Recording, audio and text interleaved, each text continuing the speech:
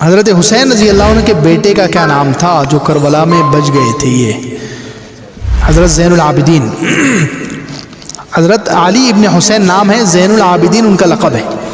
علی ان کا نام تھا۔ حضرت حسین رضی اللہ عنہ جو حضور صلی اللہ علیہ وسلم کے نواسے ان کے بیٹے تھے، تو حضرت حسین نے ان کا نام اپنے ابا کے نام کے اوپر رکھے علی،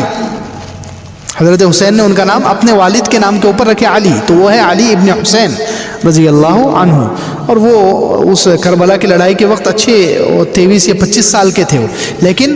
بیمار تھے، اس وقت وہ بستر سے اٹھ نہیں سکتے تھے، اس لیے کہ وہ دشمنوں نے، جو ملعون دشمن تھے جنہوں نے حضرت حسین اور آل رسول کو قتل کیا، شہید کیا، تو انہوں نے جو ہے ان کو کچھ نہیں کیا، کیونکہ وہ صاحب فراش تھے، بستر پر لیٹے ہوئے تھے، اٹھ نہیں سکتے تھے، اتنی بیماری میں تھے وہ۔ تو اسی سے پھر آگے چل کر اللہ تعالیٰ نے حضرت حسین رضی اللہ عنہ کی نسل چلائی ہے انہی سے، تو ان کو زین العابدین کہا جاتا ہے کہ وہ عبادت میں بہت مشہور تھے، بہت عبادت کرتے تھے، عبادت کی وجہ سے ان کو کہا زیادہ یہ کثرت سے عبادت کا ان کے بارے میں کہ ان کے بیٹے اور کئی علماء، امام مالک رحمۃ اللہ علیہ تک کہا کہ وہ روزانہ 1000 رکعت نفل پڑھتے تھے۔ کتنی نفل؟